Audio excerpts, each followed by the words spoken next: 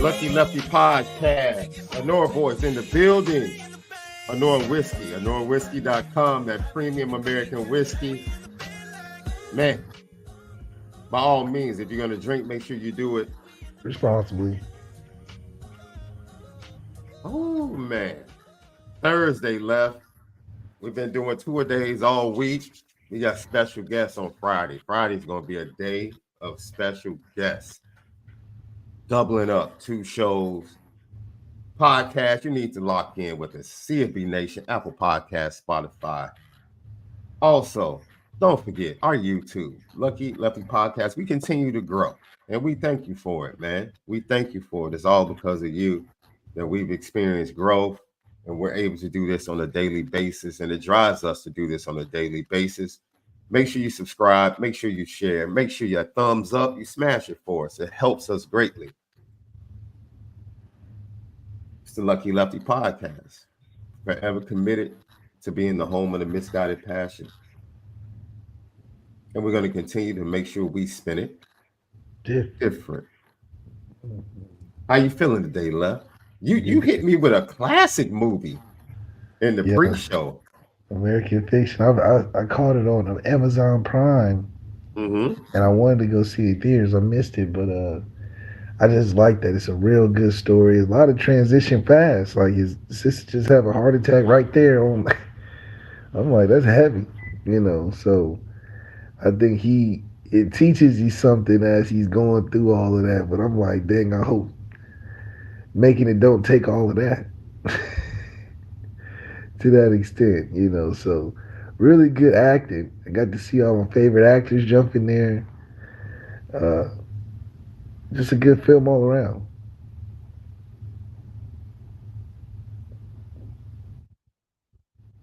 I was trying to fix my mic real quick. So, can you hear me? Yep, I got you. Okay. I was trying to fix my mic real quick, and as I did that, I actually turned the mic away from me.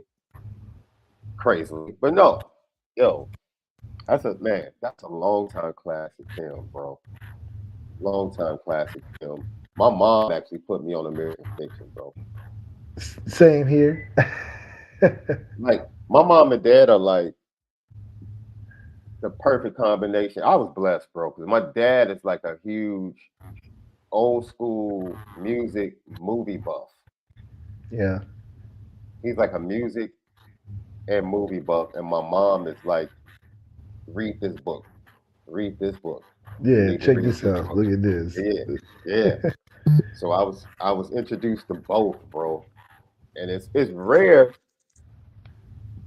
This story just broke in Chicago. Books are coming back into, I guess, vogue. People actually want physical books. They're falling out of love with the audio books and everything be on the iPad and everything. They actually are going back to bookstores and buying physical copies. I'm like, yo, that's kind of dope. They catching up with me. I've always been buying books, so they catching back up with what's always been in style. If it ever was a thing. I like to say I have a $10,000 book collection. It's growing. I collect my books, how I collect them. But yeah, I encourage people to get back into reading and writing, man. People need to start journaling again. Somebody just told me to journal last week. I've never done it. They were like, do you journal? I said, no, I really don't. I never have. What's the benefits of that, Lef? Well, it helps with communication, man. When you can write, you can remember, you can communicate better. It helps your vocabulary. It's like a hand-eye coordination thing, same as like catching a ball or throwing a ball or shooting a ball or whatever. That type of practice, overall enhances a lot of things, man. Do you think you should have journaled as a quarterback? Do you wish you were journaling when you were coming up? My version of journaling was taking notes. I took notes on everything. I still got all my notes and notebooks from when I was playing, and it just really. Well, yeah, that's how I put together my playbook. Put together how I teach, and different stuff that I've done as a like totality of looking through all my stuff. I got a training manual online made during the pandemic, pretty good. So I mean, it's just one of those things where I journaled through that experience on that type of level, and I always thought it was good to look back on too. Notes and stuff last forever as opposed to getting everything on your Kindle. Do you think American fiction is now going to be in your rotation that when you see it, like if you're just flicking through the channels and you see it, are you going to stop and watch it? Yeah, it's definitely got some memorable parts. I think uh, when he changed the name of the book, it is just funny that you know the more outrageous, the more accepting they were of it. So it's just like makes you think a little bit just how far people will go. So I do think that back to writing, I think it's just one of those skills that is just overall uh, a good mental practice to maintain and have. For me, I don't care where I am in the world or what I'm doing.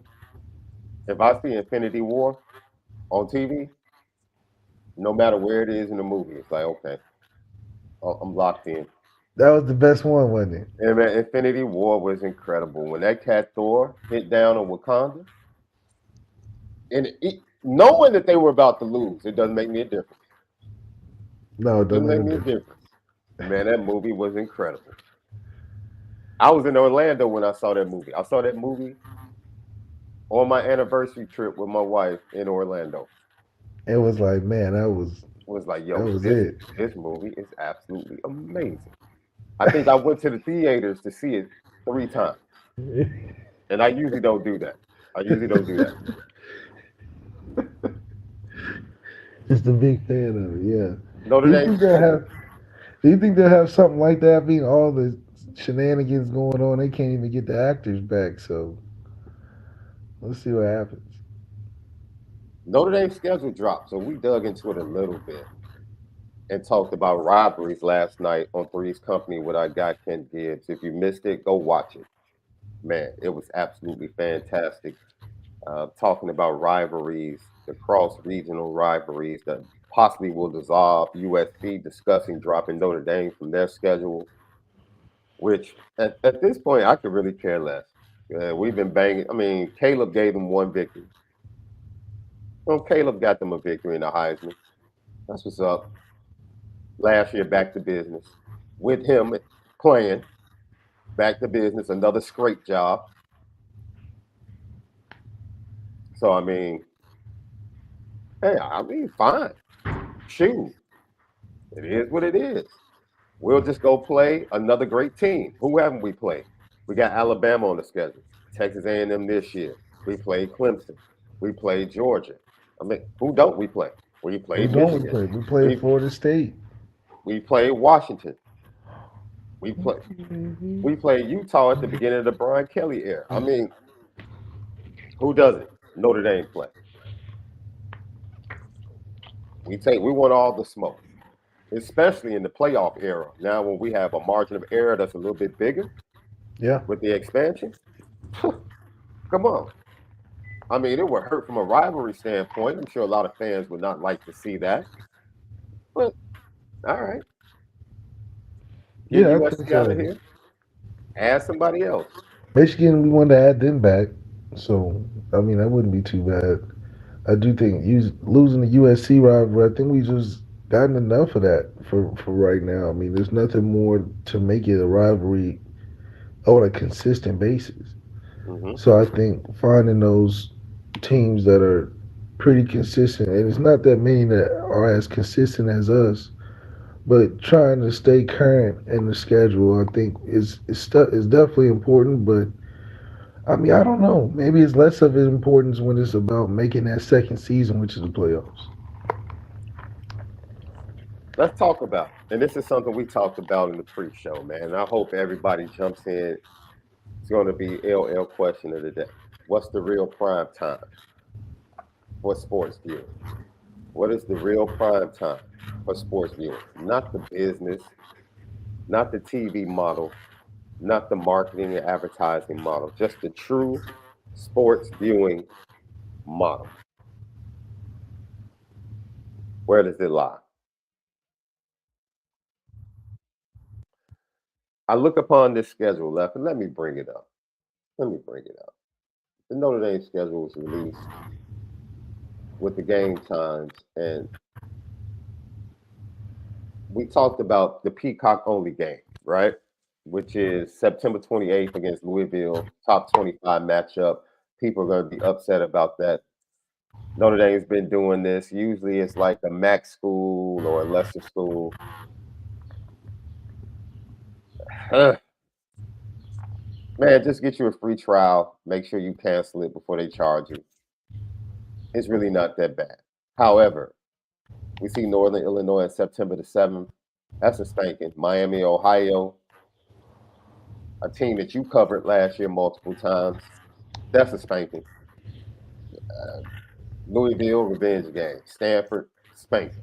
Florida State, okay. Virginia, I think Virginia is going to end up being a competitive game for at least half of it. And then you get Army at Yankee Stadium. Now, what we want to discuss is that we see 3:30 p.m. starts and then two 7 o'clock, a 7 o'clock and a 7:30 p.m. start Eastern time. What stands out to you about this home schedule, bro? It's not last year's where we were like night game every week. Some of them night games was unnecessary, but night games every week. I think 3:30 is a perfect time to start. Perfect time to gain the best viewership is at 3:30. I think most people can be settled in around that time before they want to do different things. But 3:30 is that aesthetically pleasing football time, in my opinion, because it's right when you can get comfortable in the day, right before rush hour, right after you have a good little meal. You know, you get your errands done in the morning. You can settle in. You know, waiting on the NBA playoffs at 5 has just been a stretch for me. I wish they would bump it down to 3:30. Mm. Cause I'm like at 3:30, I'm like, in the game on? No, not yet. Okay, gotta wait till So finding that awkward 2 hours between 3:30 and 5:30 is pretty tough. So I think 3:30 is the perfect way to get the game and continue your day as you're rolling. Plus, there's plenty of things that you can get as a benefit. I think waiting all day for some of the younger players can get a little tough. Guys get antsy in the hotel. You just watching everybody else play, and then you got to play, and all the emotions that happen throughout that wait period. 3:30 is that perfect time to settle in and mentally lock in for that midday game. So, big fan of it. It's aesthetically pleasing because it's one of those times where, depending on the time of the year, you start off with a nice, cool evening. They can get nighttime by that fourth quarter, and just that change of day. Good for the cameras, good for the viewership. I think it's a real good football time. Let's talk about something that I think is very interesting with this schedule. 3:30 is, and some people in the Midwest may argue this. I know why they will argue this, just out of tradition. But to be honest, the true prime time of sports viewing for college football is 3:30. The 3:30 kickoff is it. That's it.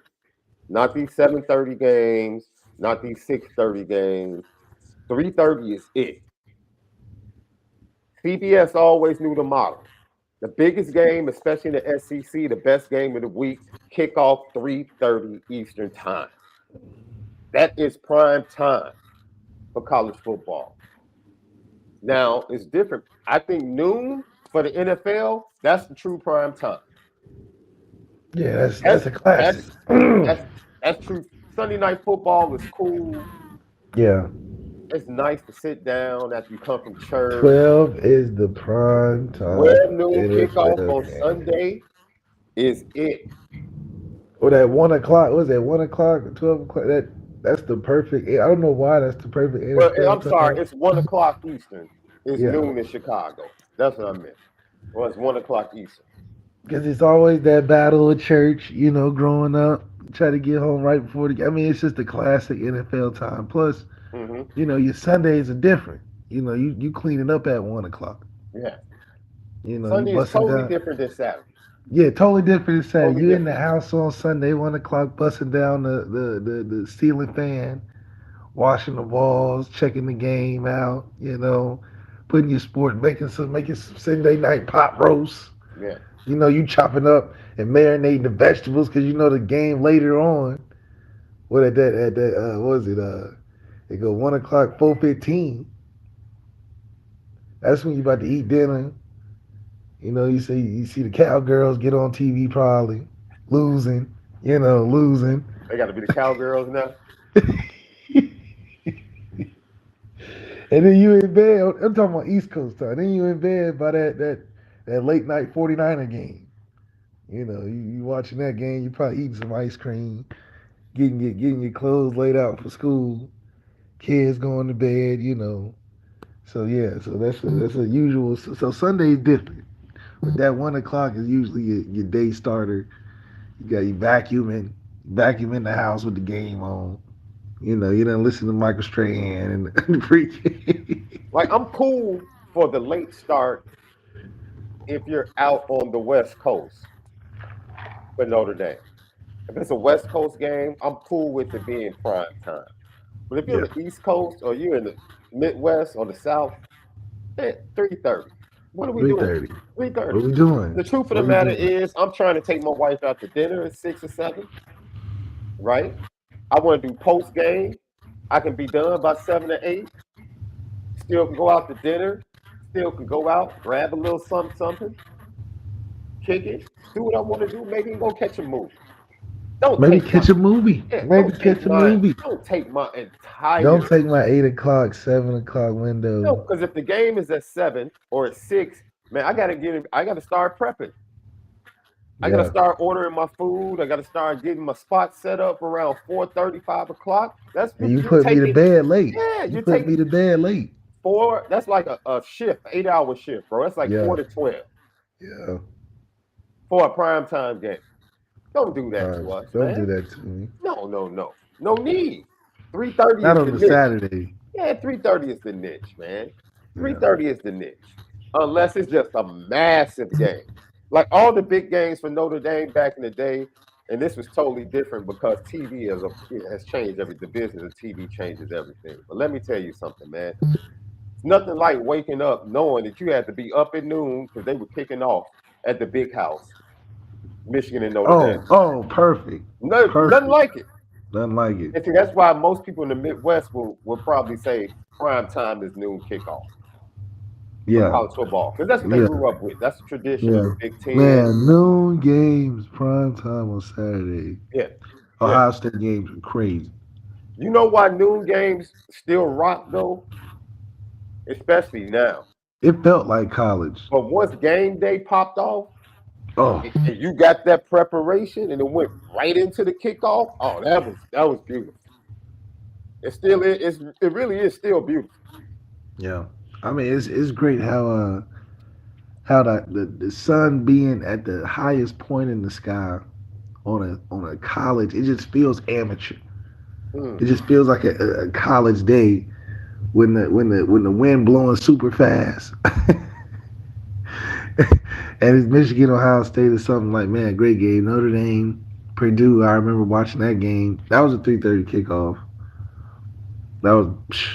And we kicked the field goal, and the sun was going down. I mean, it was, man, they know how to set the aesthetic on a 3:30 game. I just thought about this. Your first start was a primetime joint against Texas. Yep, 3:30. No, you guys played. That was 6. No, that was 6. Yeah, 6. That was that was 6 p.m. That was a little long though. I wish it would have been a little earlier. It's the angst for your first start, it was too much, wasn't It was a little much, just because it was like, damn, we watching this, and then 6 o'clock. I'm personally, I'm a little tired.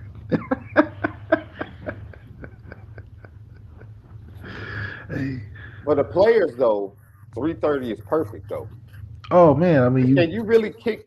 It's primetime game by the time you a game at 6, everything is over. You know, yeah, you you going can't go to home, the party. You can't even go to a party after that. you going to sleep. Yeah. 3:30, I'm out the locker room by 9. Hmm. It's like we watching somebody else game.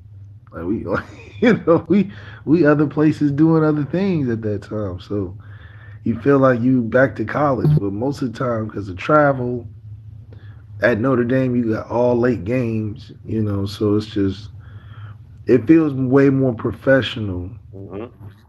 than it does college. You get them. I used to be jealous of the Big Ten games because they was always at noon, early in the day. So they'll be done by 3:30 and be out doing whatever. Right. Spending time with family. Yeah, their Saturdays they really enjoy it because they get it. They get everything in one. We got the waiting period where we don't see nobody. Mm. Don't you waiting all Because day. you You check into gotta the hotel. Did you the guys day go to a before. hotel? Because I know down to U of I, they sequestered the team on Friday. They would go away Yeah, to the we were day hotel. before. Yeah, day before we down there, and you just in there. You get little Mm. visitation hours and get to go downstairs, get you a cookie from the front desk. And then you study, you play, you watching. I mean, it's way more locked in when you got a game that's at 6, 7, all late night like that. Unless you're an away team where it's like okay, we road warriors. We burning the boats, we staking out. We go drop down on the. What I mean, that's a cool feeling when you an away team on a late night game like Florida State prime time late night down there in Tallahassee. That was cool. That Mm. was cool. But when you playing some of these teams that we playing late night, it's like, man, this thing feel like school. You locked in. So I do think that the scheduling for the Big Ten has always been pretty jealous because I'm like, just imagine living college as a football player when you're done at 3:30 on a Saturday. You Hmm. just score 4 touchdowns and you just walk around campus, and campus is lit. Yeah. Yeah, I mean that's a whole nother 6, 7 hours you missing, of a college experience as a football player. Well, we professionals, we in suits all day, go play, fly home, and it's 2 in the morning. Then it's Sunday, then you gotta go, and then you like, dang, I miss. I got homework to do, man. I got I gotta go meet with the teacher. I got homework. I'm trying to chill. I'm hurting. I gotta go to the training room in the morning. So the best thing about that is you go to Waffle House or something in the morning, get your nice little breakfast. After you get to the training room, you gotta go first in the morning. So that make it feel like okay, this is a professional thing going on. Because Monday come around, it's like it's Monday. But I can imagine at Michigan they got 12 o'clock games all day. they, They they have a enjoy. few because of the Big Ten's NBC deal, and they are one of the prominent programs. They've had a couple of primetime games of late, 6 o'clock starts. But yeah, Big Ten mainly is noon kickoff, and then they will put the big game of the week at 3:30. You But know. that's the aesthetic that Notre Dame has. We hold people hostage. You don't have to watch us. You watching big time football. Your favorite team probably playing us this season, and we gonna hold you to 7:30. Watch all them other games, but fall in love with. Here come Notre Dame. Them gold helmets on prime time again, hoping we lose. But if we played a 12 o'clock game, I don't think we will hold that same aesthetic if we play at 12 all the time. Mm. Because then people get distracted. They want to watch their favorite team, and usually they're playing like Sam Houston State and all of that. We have to get primetime games because that's what makes us Notre Dame. People like to see us lose. They do like to see it. Notre Dame is kind of the Drake of college football. That's right. But you know what's crazy is that now we're the bully now. So now we get to beat your favorite team primetime. It ain't no more. Oh man, Notre Dame's gonna choke Oh, again. Ain't no so Notre Dame's gonna choke again. Now we're gonna be on primetime, boxing you up, packing you in, so you're saying stuffing that people in trunks. under Marcus Freeman, Notre Dame Now they're has gonna be mad. so you're saying under Marcus Freeman, Notre Dame is becoming more like Kendrick? Oh yeah, they used to laugh. They used to be like, "Oh, haha, Notre Dame out." Okay, You know. Now it's like, "Oh, here we go." okay. Our favorite team. I thought they was on a 4-0 run. Notre Dame about to change their whole season trajectory right here on prime time to let everybody know that we not who we thought we was until we ran into that buzzsaw prime time. Everybody was watching us. We can't sneak Hey, into 12 o'clock games and when everybody flipping channels and trying to catch all 6, 7 Big Ten and SEC games at one time. We can't slip in and now we got to be prime time. They're gonna see all our mistakes. you know what the prime time made me think about, bro? We said we were going to ask fans whether or not we were out of order, and we never got to it. So let me tell you a little story. Left drives up or flies in. He does a fantastic job covering the Northern Illinois game, noon kickoff. Drives from DeKalb, pulls up at your boy's crib. Let's go. Hop in the car, hop in the whip, drive to South Bend, Notre Dame, Ohio State. We get there, the game, everybody's pretty much in the stadium because it's right around kickoff. We're walking through the parking lot, and people just left their spreads out. All the snacks, bag of chips. So we really didn't stop to get anything to eat. Left was coming from doing the game. So as we walked through the parking lot towards the stadium, Left and I were like, let me grab these chips right here. Oh, what they got over here? Oh, snap. They had this. They had that. I mean, I just felt like if you leave it out, it's Clearly communal. something's gonna eat it. Yeah, you're What would a bear welcoming. do? Yeah, If a bear, if you left food out in the forest, a bear would eat it. I mean, I don't understand why it don't change with city clothes on. You know, so on our way into the stadium, we're just grabbing snacks, dude. We're just kind of feeding ourselves. Like, oh man, oh Left, they got this over here, bro. Oh man, they got yeah, they got some. Yeah, it looked like a nice setup to just camp out at. they got some ginger ale over here, bro. Like, man, before we go in, let's go ahead, Load up real quick, no big deal. Just they wouldn't even miss it, man. They wouldn't even. we got our own golden corral out here, bro. You know what I'm saying? Oh man, it was absolutely the best experience ever, man. It really was. They threw a party for us, and they ain't even know it, We should have man. been petty and took pictures at every spot that we got something from, dude, and just posted it on the Instagram page. Like, shout out, good looking, good Yeah, looking should on have the made a hot little dog. video card, left a Hallmark card, Yeah, say, man, that food was good, delicious. good looking on the foot long, good looking on the brisket. The chairs, y'all had some refreshments laying out there. Whoever did the brownies, shout out to you. The brownies Cause were banging. The I'm gonna need them chocolate chip cookies were recipes. banging. Like, if y'all Somebody happen to made leave like out a any more spreads, I'll spread the word. somebody made like a chocolate chip peanut butter cookie homemade. Oh my god. I mean, untouched. Oh, absolutely Like they left amazing. it out for us. Absolutely amazing. We spent Very the entire graceful. first quarter. We said, you know what? This is a second half game. Yeah. We're gonna sit out here. The big screen is Hey, across the baby. across the aisle. We're gonna sit here, Working.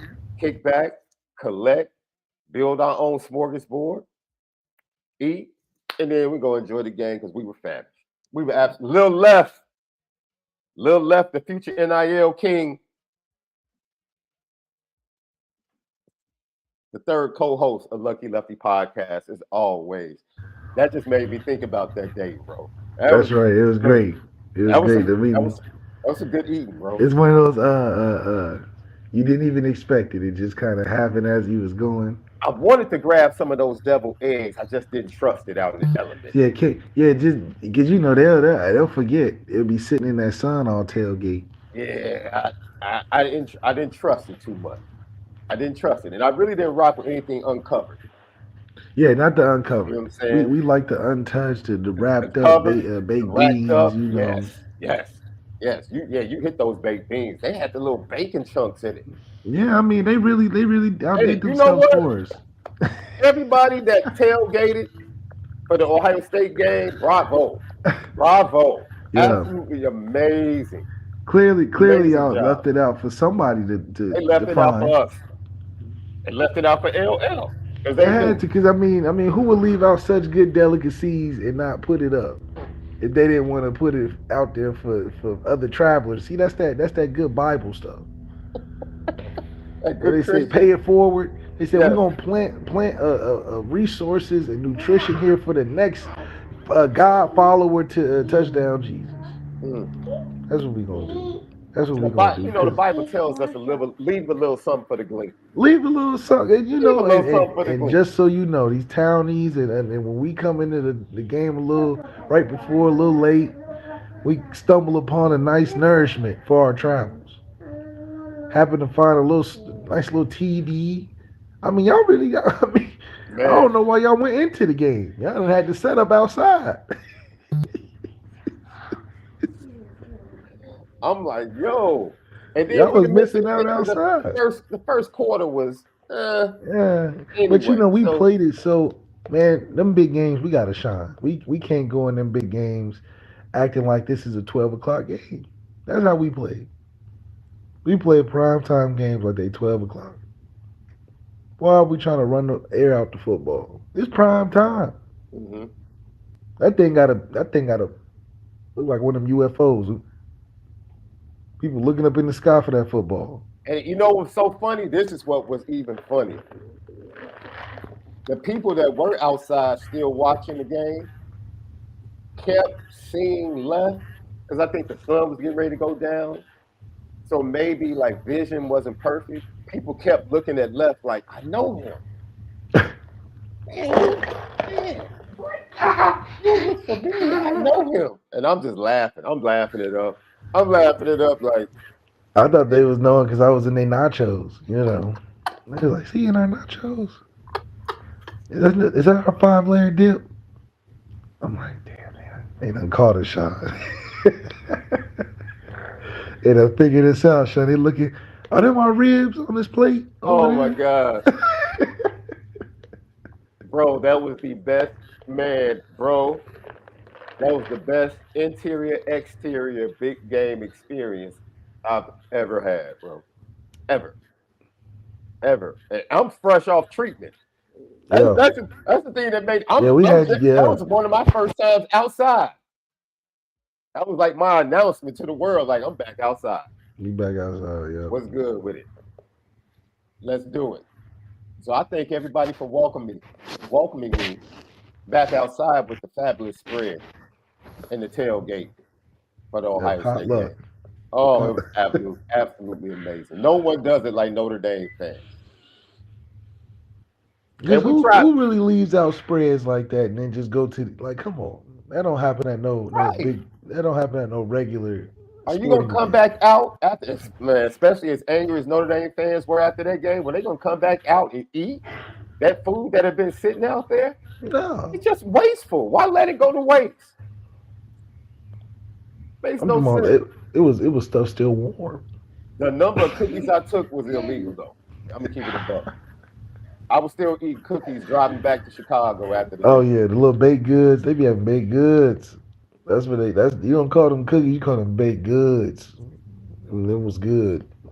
Man, whoever made them, I was treating them like my old school lunch lady, boy, that made the butter cookies. I'm gonna need 2 more of those. And I understand why some Notre Dame fans sell their tickets to away fans. Fans that come into town, y'all go ahead in that stadium. I got the stadium right outside. That's a Right good point, outside my Les. little truck. I done hooked up that big flat screen. And I can make 400 to 500% off the ticket. I can make some burgers right here on my portable electric grill. We done got the you want to sit in them high nosebleeds? Go ahead, give me 500. Sit next to touchdown Jesus, give me 500. So, since the conversation is the battle of the true primetime viewing, I mean, what vibe do you think is better at Notre Dame Stadium at night or the 3:30 start? Because I saw the Florida State game that started at 3:30. The vibe was lit. I saw the 3:30 game for Miami back in the day. The well, vibe was what time lit. did they play when Jack Cohn was down there?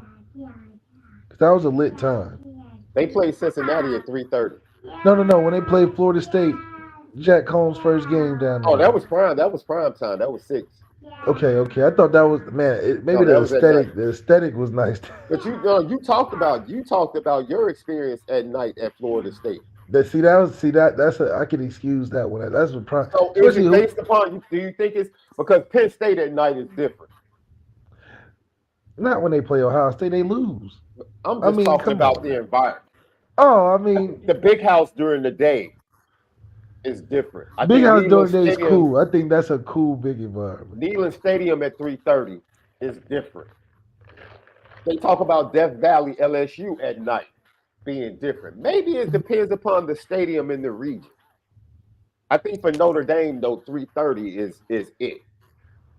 Yeah, I mean, it's just one of those things. Plus, I think that man, it's just the time of the day. It definitely puts you in a different mood. But I do think 3:30 keeps you at that perfect balance to be able to, you know, get those jitters out, but also play at a high level. So 6 o'clock in some environments are just it is. Oregon out there, I think Oregon's pretty cool. 6 o'clock. You think about all those great games they've had. Um, but Notre Dame, when we played Georgia, that was I think 6 o'clock down in Athens. Mm. That was a good environment. Now we didn't show up, but it's a whole nother story. Man, lucky podcast. Irish Invasion coming up. Some of the best upcoming juniors in high school will be in South Bend. I think the quality of player, this is what we talked about. Remember, I talked about the quality of player that we're starting to see that's adding to the depth of the roster in recruiting. I can honestly say that the quality of player or young man that's coming to junior day at Notre Dame is absolutely improving. Absolutely improving. So, as I go and I view these young men on Sunday, I'm a little bit more excited, to be honest, Lev, about what I'm going to be seeing from a talent perspective than I was 2 years ago when Marcus Freeman was still building this thing. I mean, we were definitely underperforming in the talent recruiting level. Um, that we were. I don't think we would get a Ben Skoranek at this juncture in Marcus Freeman era. Mhm. I don't. I mean, not that we wouldn't. We don't think he's good, but I don't think we would be looking his way as opposed to what we've been doing in our own recruiting and how we've addressed the transfer portal, getting a Chris Mitchell who was one of the top in the recruiting portal. I don't know if Ben Skoranek was the top receiver in the recruiting transfer portal when he was coming out, but I do know that Chris Mitchell was, and we got the best. So it just shows that when we're looking to build a team under Marcus Freeman, he's not going for, who's worn a Notre Dame jersey when they were 5 and would love to play here their whole life. He's looking for guys that's like, okay, you looking to go somewhere after this, you can add in these ways. Let's make it happen. Oh, you got some legacy too. Oh, hell yeah, let's put him right in. So I think the way we've gone about building the team more aggressively has only been a byproduct of what recruiting looks like now in terms of the talent level. We're getting guys that are versatile but also technical, Hmm. especially at the receiver position. So Notre Dame commits in the 25 class will be there June 2nd, Deuce Night. Coming straight off his visit and spending time with current Notre Dame players will be in South Bend this Sunday at the Irish Invasion. Elijah Burris will be there. Chris Burgess out of Chicago will be there. Dominic Hulock will be there. Joseph Reed, pretty much the Chicago connection. All of those guys will be there. And then you have Dalen Pinson, a defensive back out of the 25 class that Notre Dame is still considering. He's going to be there as well. Noah Grubbs is going to be in town for his visit. JC Anderson, big time tight end that reminds me a lot of former Notre Dame tight end Kyle Rudolph. The way he plays, his size, his movements. JC Anderson reminds me of Kyle Rudolph a lot. He'll be at the Irish Invasion. And then, the talent, kids that are already considered 4 stars, have already gotten rankings. And then Trey But I Taylor. think that's what. But I think that's what helps Notre Dame specifically is that the Irish Invasion means something because that's where kids are getting the offers, not from Yeah. these uh, big camps and this, that, and the third. These rival 247 necessarily. They got to come to Irish Invasion specifically, be seen by the coaching staff to, and all of that. So, um, I think that's important as well. I always shout out my local cats. 2027 quarterback Trey Taylor, Carmel High School, coached by former Chicago Bear Jason McKee, is his head coach there. Uh, the staff is littered with former Chicago Bears, actually. I think I want to say maybe half of their staff are former Chicago Bear players, and they have turned that program around. Carmel is literally 10 minutes away from Bears headquarters in Lake Forest.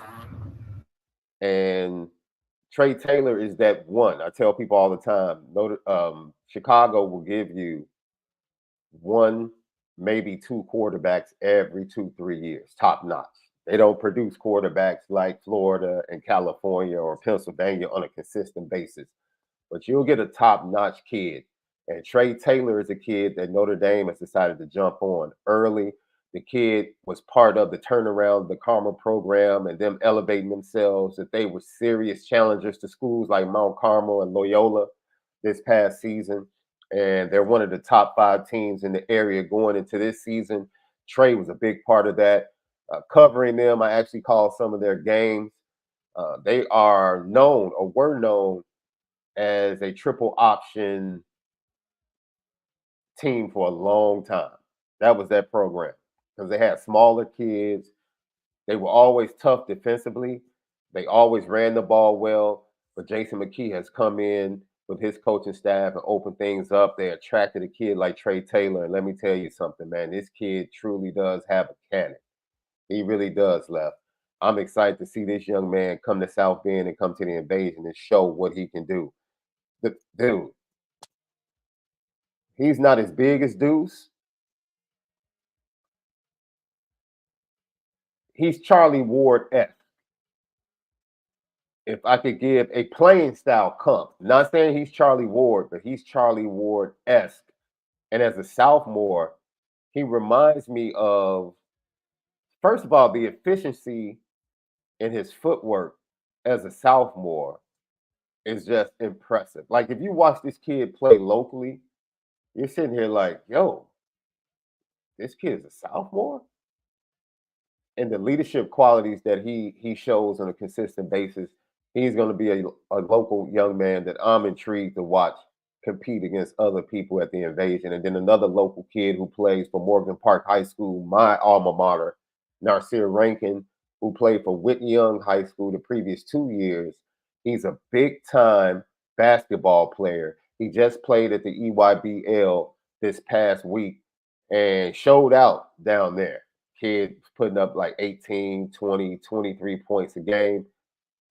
He transferred to Morgan Park because, he's really pretty good at both sports. He's an elite player at both sports. And this young man, he's going to be in South Bend this weekend, about 6'2", around 185 right now, 187. Crazy vert, crazy quickness, explosiveness. And I think he's going to elevate the Morgan Park football program, right? Because That's right. We talked about how he helped to elevate Whitney Young. Morgan Park is already established a little bit. So look for Morgan Park to be pretty dangerous as they go into the state playoffs on the high school level. I'm excited about those two local kids getting the opportunity to show their wares at the Irish Invasion. I really am. Yeah, it has become the grounds for Marcus Freeman to really get his favorites and really, harp on why it's important to be seen by the coaches at Irish Invasion. Is because some of these guys are underrated when you see, or it's hard to compare the differences when you're watching film because they're running some of the same routes. You don't really know who the level of competition they're playing against. At Irish Invasion, you get to see what that balance looks like and those what ifs. What if we brought both of them here, DB and receiver? What does that look like? What does the tight end look like? So what do they look like in person? And I think Marcus Freeman, knowing how he's going, he definitely want to give an eye test because he wants to add that size to the team that matches a Big Ten, in my opinion, size with the speed and quickness that LSU and Denbrock has learned from being in SEC. I think we'll have that perfect combination of a Big Ten size team with SEC speed, and especially adding guys like Chris Mitchell and this, that, and the third. It should be pretty interesting. When we come back, we're going to talk about something that hit me right in the heart last night, Left. And I shook my head and said, this might not be all good in year one, as some people suspect. Lucky Lefty podcast. We'll be right back. Stay tuned, man. This discussion, I hate to say it, but the college football playoff might be a dud next year. I'm going to tell you why. We spin it different.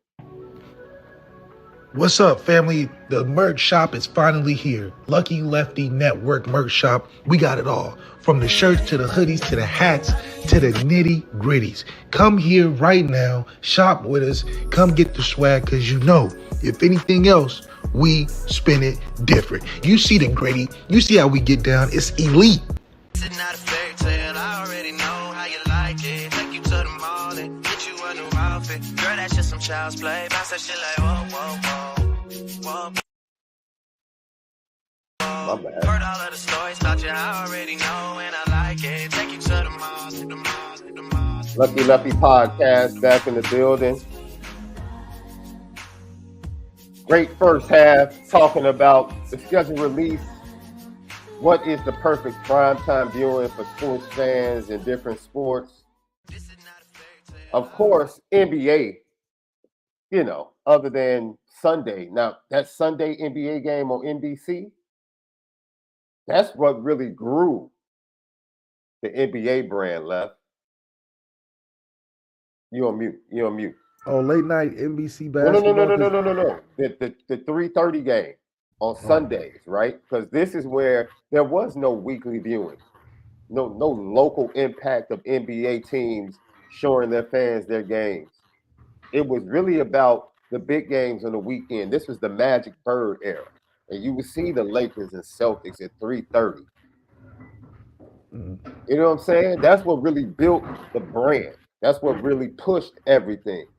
So that 3:30 slot for a long time has birthed a lot of things. And I think sports had not proven itself to be as strong a commodity as prime time, rom-com,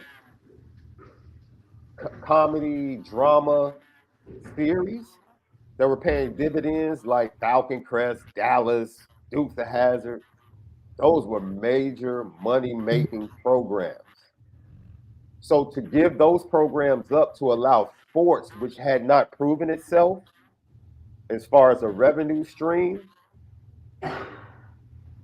it took a while for people to say, okay, now we can put sports other than Monday Night Football. Monday Night Football was like the tester, right? But it was Monday night.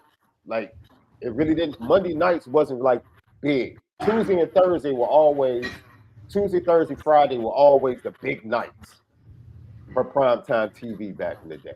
That's when your best shows were put on. Tuesday, Thursday, Friday, some Wednesday. Monday was pretty much like wide open, so they could use Monday night to say, let's test sports out in prime time. And I think even now you see hesitancy, and this is where streaming comes into play, because now these networks can win on both ends. So whereas we can stream the sports and still keep our primetime shows going on the big time networks. Right? Every now and again you'll get that Saturday night NBA game on ABC. Every now and then they'll do that. But they will much prefer to put those primetime NBA games on ESPN. So they can double dip. They can make money off the sports, but then they can still make money off their primetime show. Right. So that's why that 3:30 was the perfect niche. It became the perfect niche for sports in a lot of different ways, historic. So, yeah, now they're triple dipping because they're not only using the cable network, the big networks, but now they get the stream. The NFL is triple dipping now because they're putting games on ESPN, they're putting games on Amazon, they're putting games Netflix, programming on Netflix. They're triple dipping now. Yeah, they're triple dipping now. Well, I wonder how that works with the Disney, Hulu, ESPN merger. I'm sure it's all a part of it. The negotiations have been ongoing. Now that I think about it, NBC kind of swallowing up everything and shutting down shop to cut expenses to be able to make this big pitch for the NBA. Like it was all years in the making. It was years in the making, and it was probably something that Jack Swarbrick was aware of. Pete Pavakwa knew Notre Dame was probably in that. Notre Dame was part of knowing what was coming and being part of that. So they knew, because most people thought it's Notre Dame. Most people probably thought Notre Dame might be in trouble as far as TV deal because NBC seems to be closing up all of its networks around the nation, especially on the East Coast. Like, what's going on? What's going on with NBC Sports? Look, they got the Olympics coming up this summer. They're about to make a boatload of money this summer. Boatload of money. They got to deal with the Big Ten. Notre Dame, boatload of money. NBC is okay. These people, these wealthy people, they're all right. They're all right. They're all right. Okay. Yeah, but people were like, yo, is this going to impact Notre Dame's TV deal? Everything that's happening with these affiliates, these Comcast affiliates. And it's like the whole time, the powers that be knew what was coming down the line. They knew. Yeah. And Notre Dame being at the centerpiece of that and us playing a role in gaining an asset like Pete, I think it's just a really good thing for us to stay on the forefront of where these TV deals land and being in that money position we have to be to stay as independent as we've been.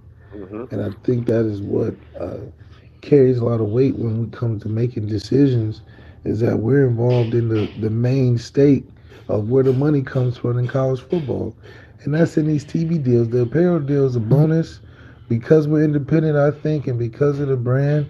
The apparel deal is like that extra $100 million trillion just because of our independence and what we do on a national level. Stealing from these TV deals. Yeah, we got a super sticker from our boy Jay Lamont. Jay Lamont, we appreciate you. Super chat. He says 12-0. I'm just saying.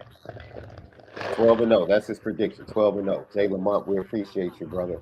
We got another interesting question. You know the history of a lacrosse player leading the team out playing the bagpipe and having to learn how to play the bagpipe. I got Beef Eater says, Malik, would having the bagpipes leading you out the tunnel get you pumped? No, that my favorite part is when they play that song And there's an Irish in the sound of the name. And here comes the iron. Another day. That whole thing. That's what get me pumped. All that other stuff is cool. I mean, some of that stuff you don't really notice because you walking out the locker room, you thinking about the game, you checking out, there's a lot of stuff going on. But right before kickoff, when they play that song, that's when I get pumped. Man, let me tell you something. There's some incredible things to think about the pageantry of college football, everything that goes along with it, afternoons in the fall, color of the leaves are changing on the trees, nice little spread, wings, dip, pizza, chips, good beverage. It's nothing like the fall in college football, man. It's undefeated in my opinion. Unfortunately, I think it's a good possibility that the college football playoff, as it expands, might be a dud its first year.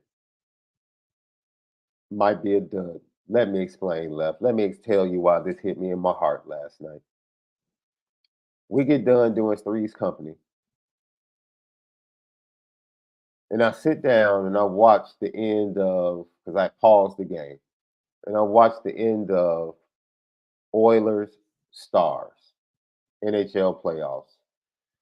Dallas Stars, we started Three's Company. Dallas, they were up 2-1 in the series, and they had Edmonton in trouble at home. And I'm like, yo, it's Edmonton and McDavid, who's literally the best player, could be viewed as the best player in all of hockey and in the world. Is he about to go down 3-1?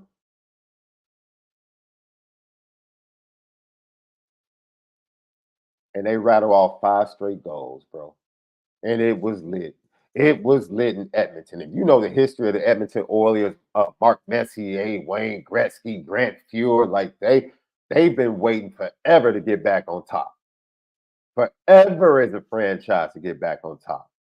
And I'm sitting there and I'm like, I've always said the NHL playoffs just might be the best playoffs in all of professional sports. And this is the crazy thing, right? NHL? Oh, it's not even close. It's not even close. You have to Not even understand, bro. close. I worked at WGN in the midst of the Blackhawks run, so I'm a little biased. Okay. I was doing pregame shows from the stadium during the Stanley Cup playoffs, bro. So you have to forgive my bias. But even before that, I mean, and then anybody would tell you an NHL crowd and an NHL vibe in a stadium is totally different. The Bulls and the Blackhawks play in the same stadium. Go to a Bulls game and go to the Blackhawks game the next day. The vibe is totally different. The energy is totally different. Bulls game, even when Jordan was there, was like date night.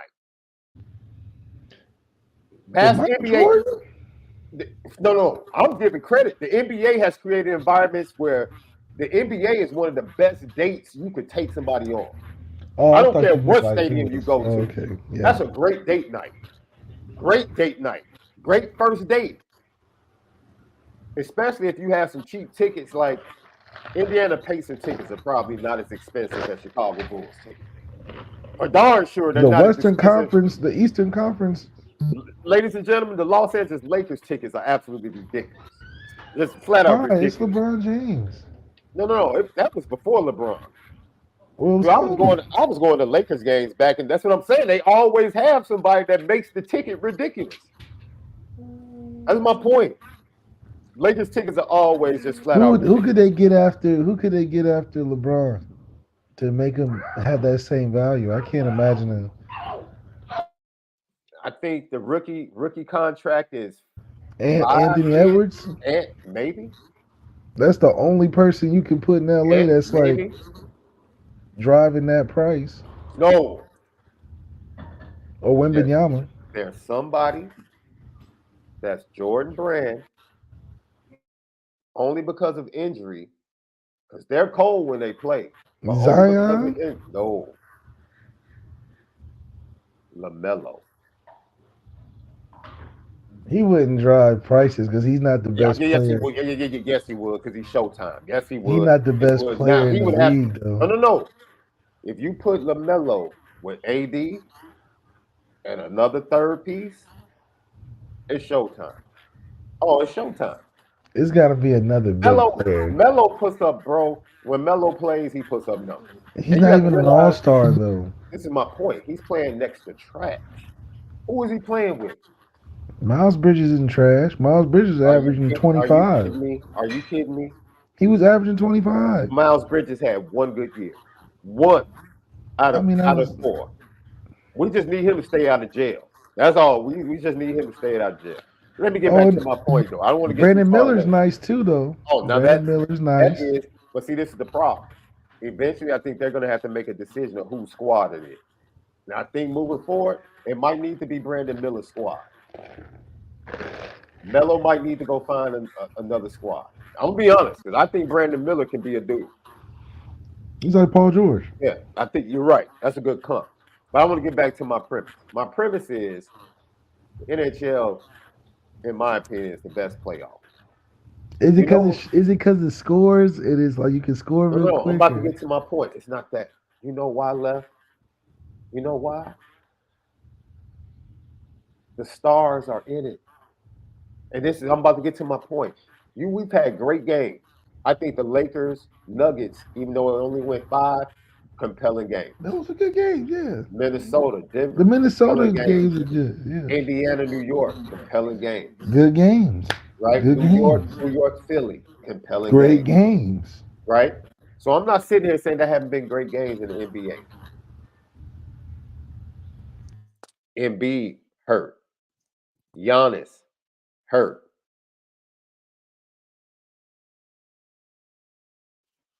New York injuries.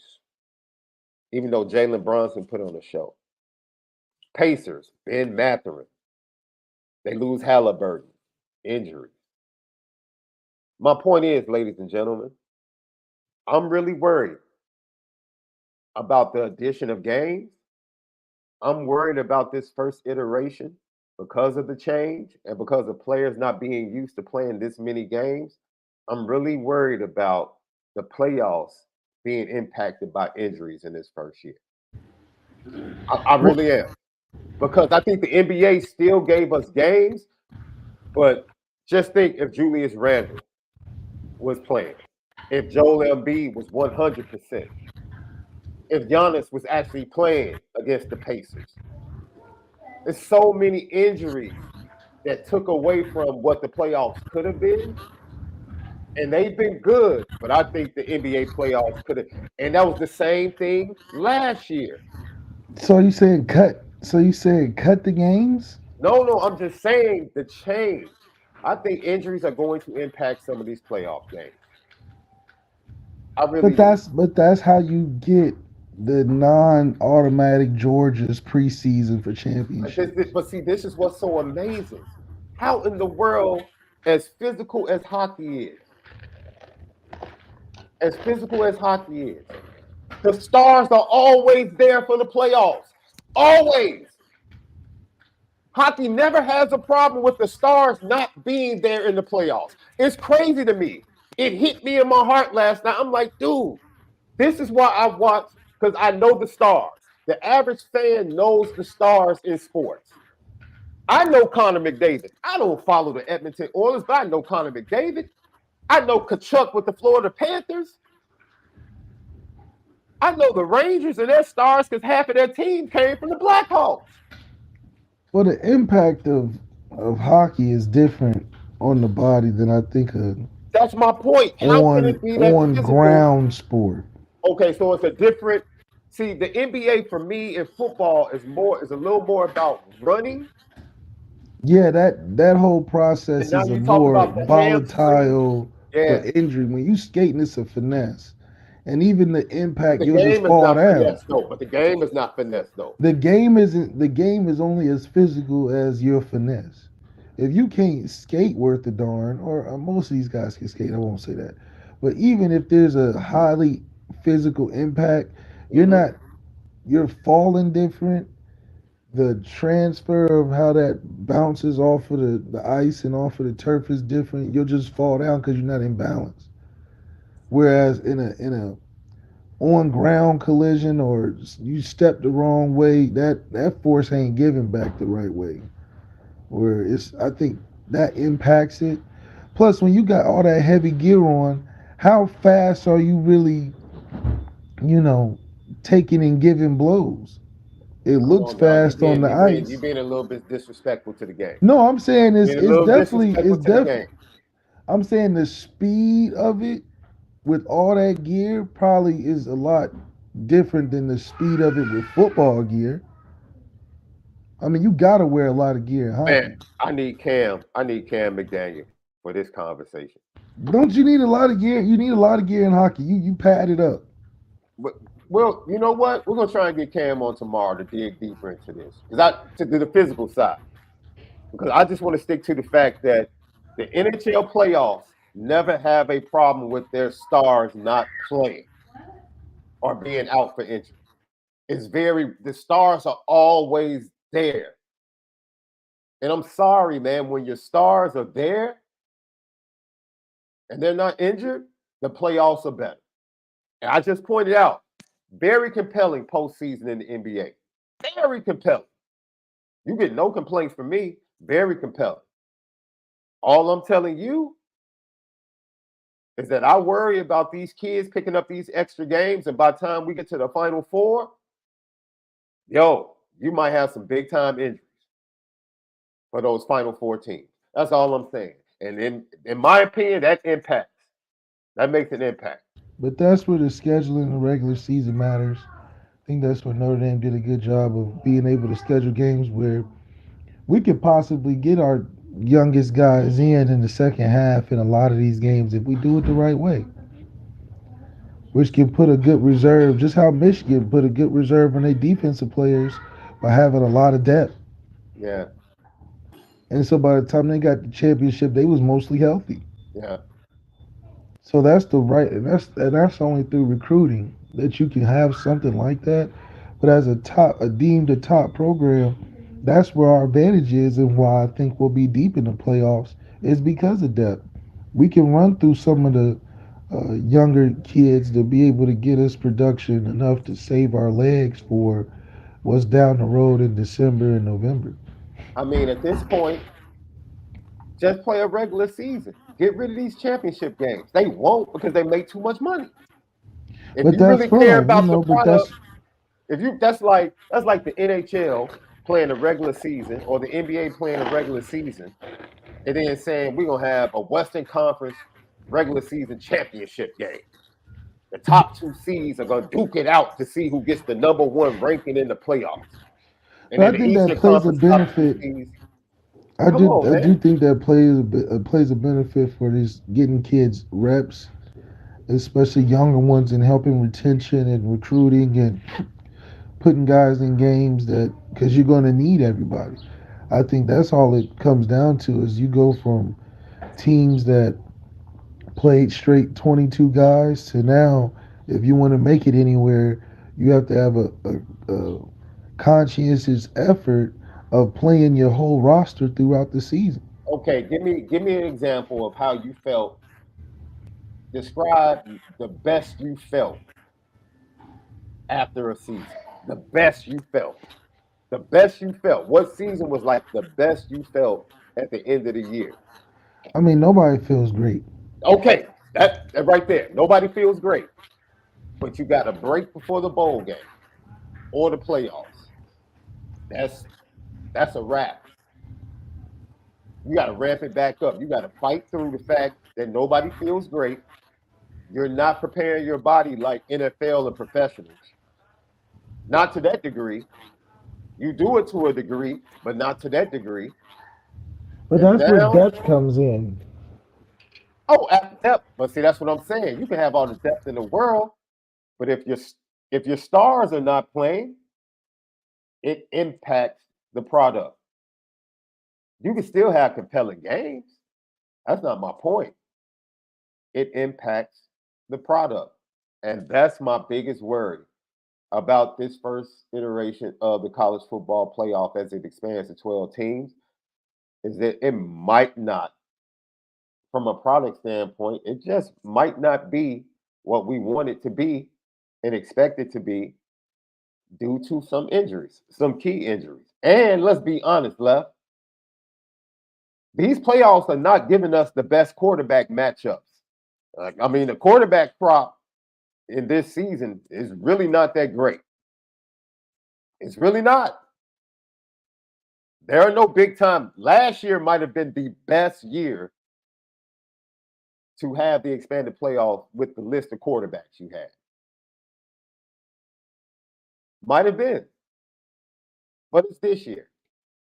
And it works out best for Notre Dame, honestly, in my opinion, for where they sit in the third year of Marcus Freeman.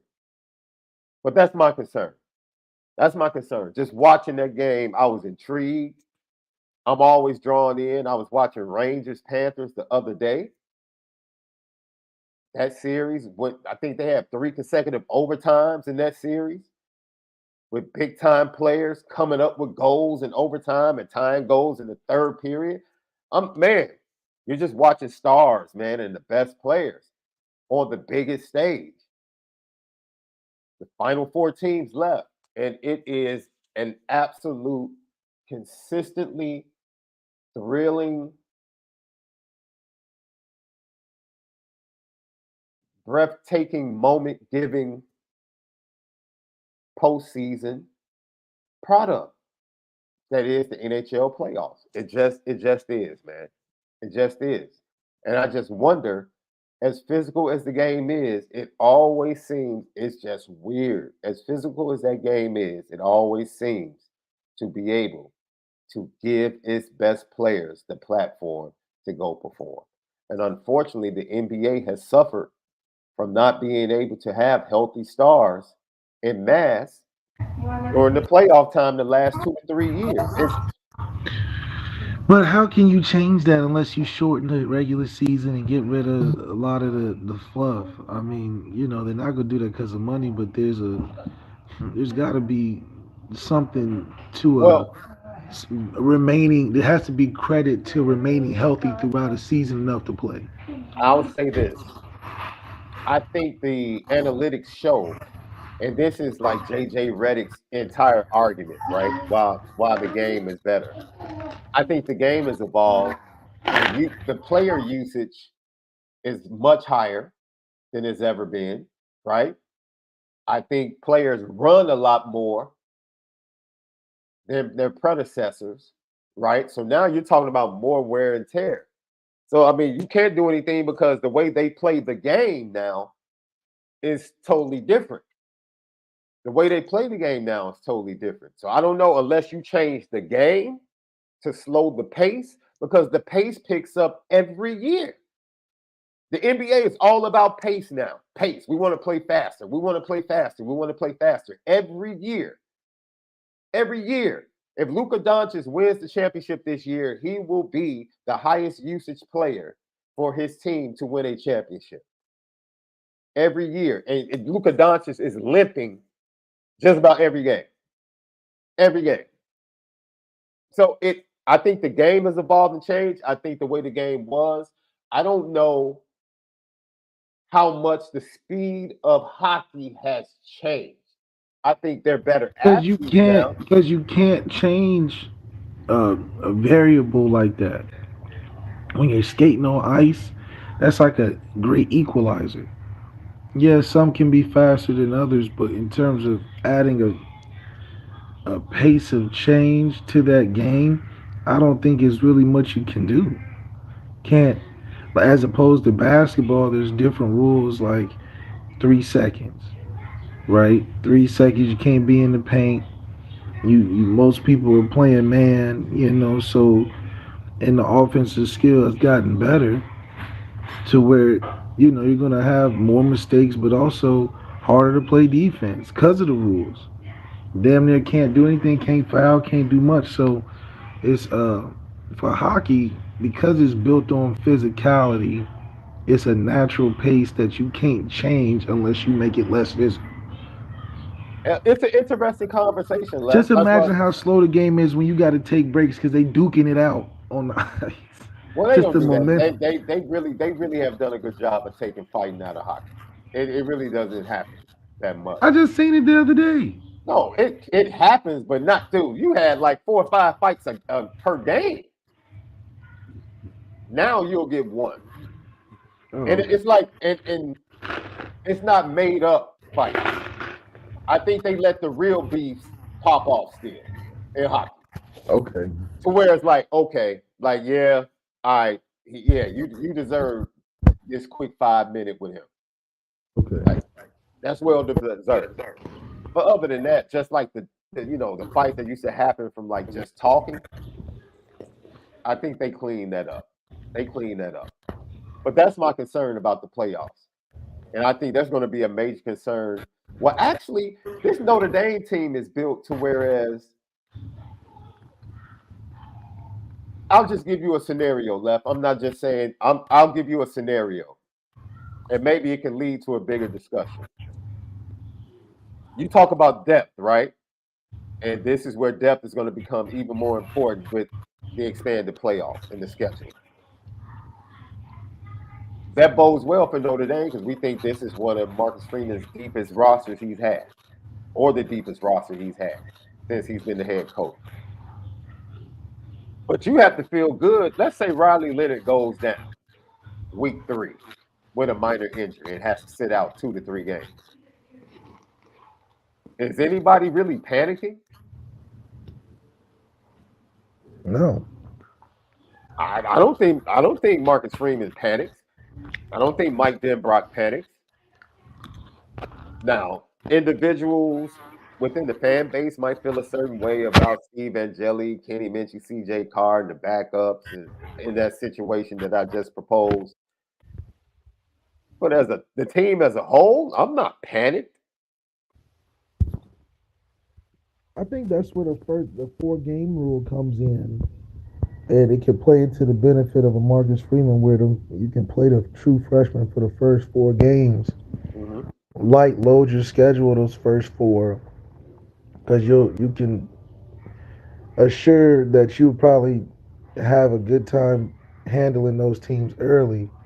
Use those first 4 games to really play your younger guys. And then getting towards later in the season and playoffs, you really pushing your ones just to save their legs. I think it's like the development and change of how the running back was. Running back goes from 26, 30 carries a game. Now it's running back by committee, but it's a healthier running back room. Guys can get rotated in and still get drafted on limited carries, this, that, and the third. Yeah, I agree, man. I absolutely agree. The interesting concept. I think the depth overall, the deeper teams are going to be the better teams. Notre Dame should not be panicked if injuries hit, but I do think injuries ultimately, I really can see the playoffs being impacted by a couple of major injuries, possibly even during the playoff. I pray that everybody stays healthy and we can get the best product and the best of this first expansion.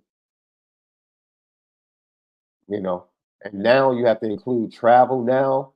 Teams in the West Coast being part of the Big Ten. How does that affect their bodies?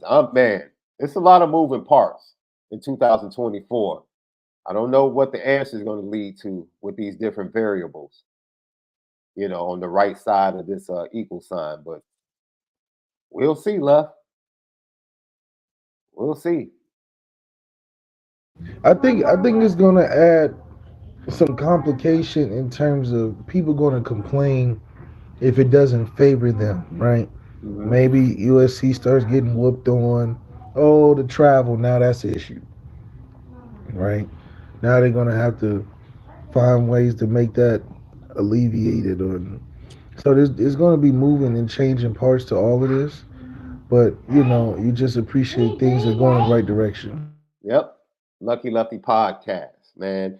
Thank you for everybody to join today. Great conversation around the first expansion of the playoff. how it might end up being a dud or might not live up to expectations.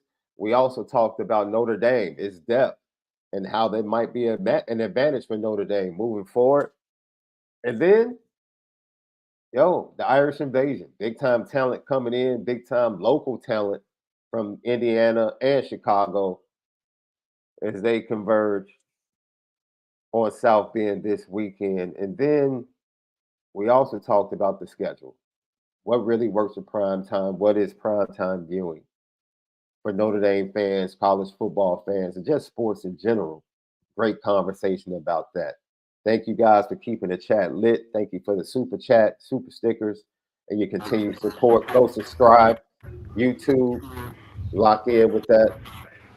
Hit the thumbs up. We appreciate it. Man, we spin it different. You know what time it is.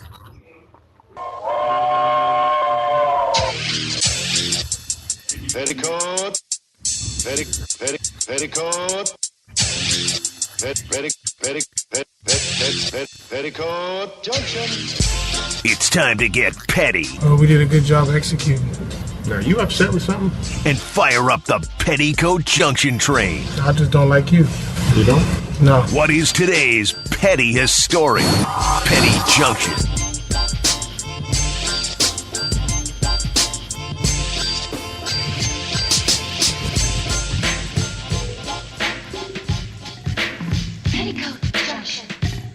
Petty Junction, Petty Story today brought to you by ONORA Whiskey, ONORAWhiskey.com. That premium American whiskey, ONORAWhiskey.com. I'm a big time Illinois basketball fan, left, right? That's right. One of my favorite players is Coleman Hawkins.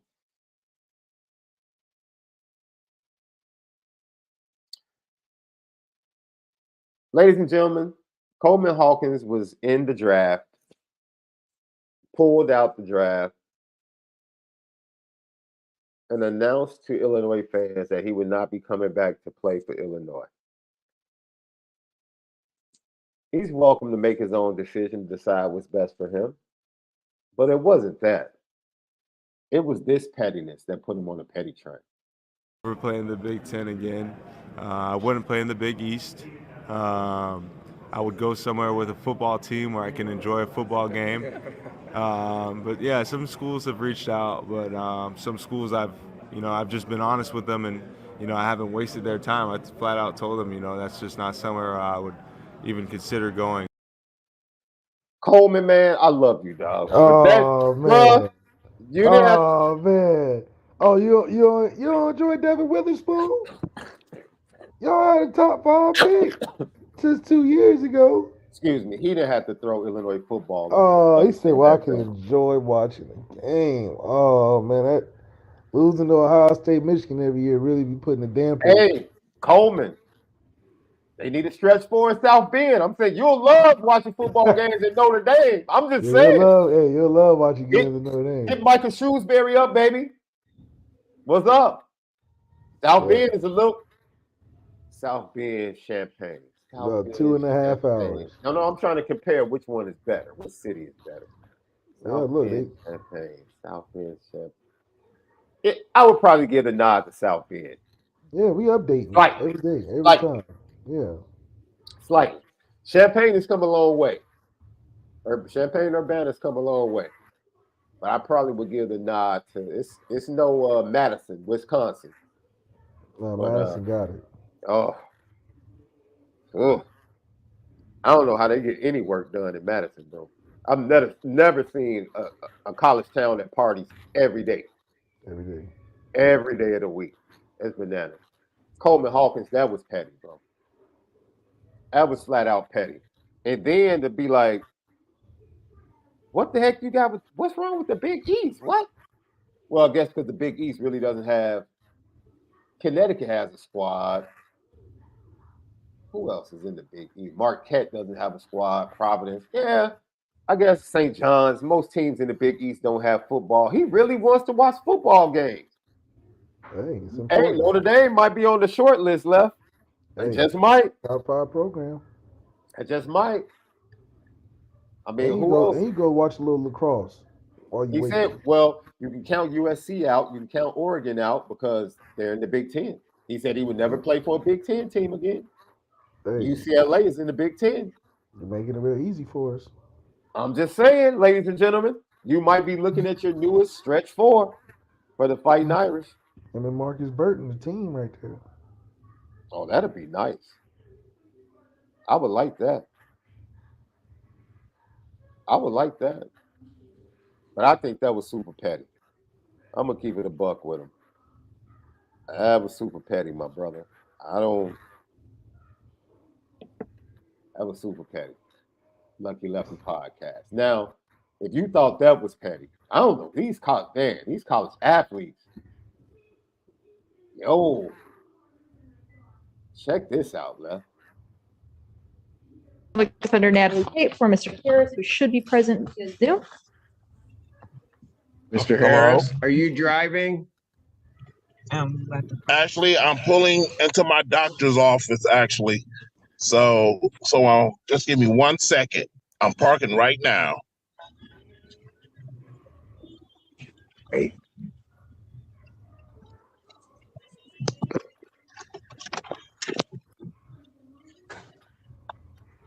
You stationary?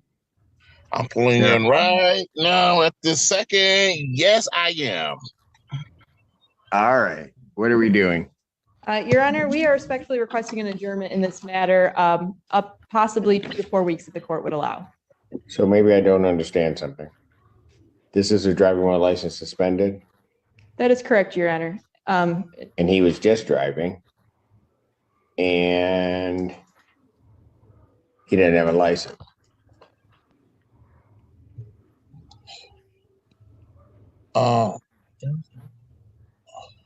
Is with the charges, Your Honor, yes.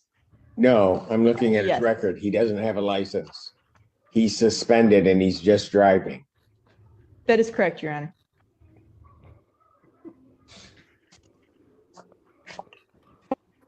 I don't even know why he would do that. So defendant's bond is revoked in this matter. Defendant is to turn himself into the Washington County Jail by 6 p.m. today. Failure to turn himself in will result in a bench warrant with no bond.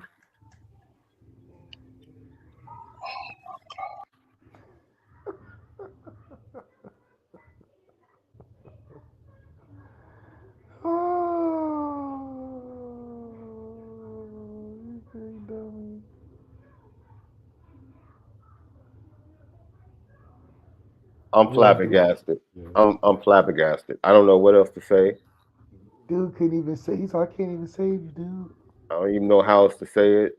Why would you do that? Was the judge petty, in your opinion? The judge, like, man, take your silly self to jail, bro. What are you doing? Man, look here, brother. What are you doing? Look here, brother.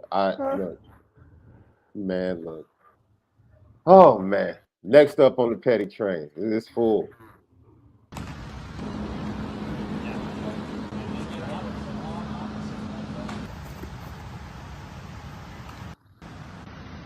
Yeah.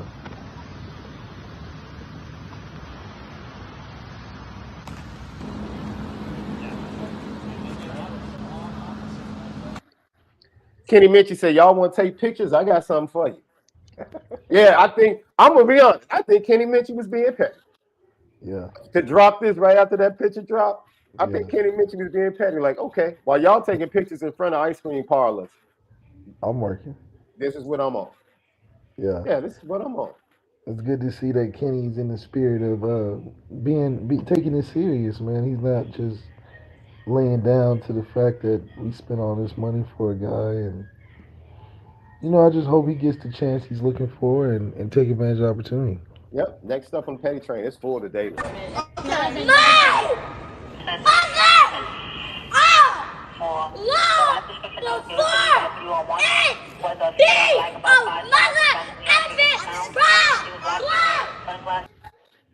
This video went viral. I don't know if you saw this, love. This is a young lady with her mother shopping in Soho. Her mother got allegedly shoplifted from Montclair, a pair of sunglasses. the description that came over the radio didn't even fit who she was. The description was a lady wearing a white t-shirt with long dreads. The description didn't even fit. I felt so bad because this young lady, you could tell she has some issues, dude, because the way she was ranting during this entire thing, trying to protect her mother, she shouldn't be in that position. And look, police are trying to do their job. I'm not about to argue semantics, man. She was going ham, bro. And I worry about her as a young lady because her mother couldn't even calm her down. She was like, bro, They got her messed up. It's about y'all got me messed up. I'm like, They got her messed up. She ain't having that. Like, dude, like she was amped, bro. She was amped. And I'm all here for protecting your people. That's right. I just didn't like seeing that young lady in that. And I didn't like people pumping it up. You know what I'm saying? Like, oh yeah, this is good. That's not good, man. That's not a good situation in so many ways. You don't want to put your babies in that position. Yeah, no. So social media for trying to pump that up as being a good situation. Extra petty. Extra petty. Anything else? We'll be back later tonight, Left. Yeah, shout out to my grandma. It's her birthday today. Grandma. Big shout out to grandma, man. Love grandma. Shout out. It's her birthday. Big birthday. Her favorite dessert is key lime pie. Did you leave her something? Yeah, I'm gonna send her a card, man. You know, little cash, little Zelle. Hey, you know how I go. You know, the grandparents are so easy to shop for, bro. Yeah. They don't want much. They appreciate. We're grateful. They don't want much. Key lime pie with a nice little birthday card, man. Real nice day. That's all. Couple dollars in them. Yeah. That's right. That's one, man. You send them an Amazon gift card or a gift card to their favorite restaurant, which is probably something like Ruby Tuesdays. Ruby Tuesday. Did you see Ruby Tuesday is closing like all of its stores, dude? In 2024. Fuddruckers is done. Red Lobster is closing the majority of its stores. Marie Calendar, which is big out there in California. Applebee's. It says, man, it's like really an end of an era. Yeah. For restaurants that a lot of people grew up on. It's a wrap. A wrap. Yeah. Hey, we'll see you guys. Not Chicago though. Oh, plenty of food, man. We're mad up here. We're mad up here because our Baker Squares are closing. Yeah. People that know, they know. If you know, you know what Baker Square is. Formerly Poppin' Fresh. If you know, you know. Oh, and Denny's is closing up all over the country as well. Yep. And I think 500 IHOPs nationwide or something like that. It's crazy. It's crazy. All right, for Left, SD2 Mics, we'll see you guys later for another edition. Lucky Lefty. Spin it different.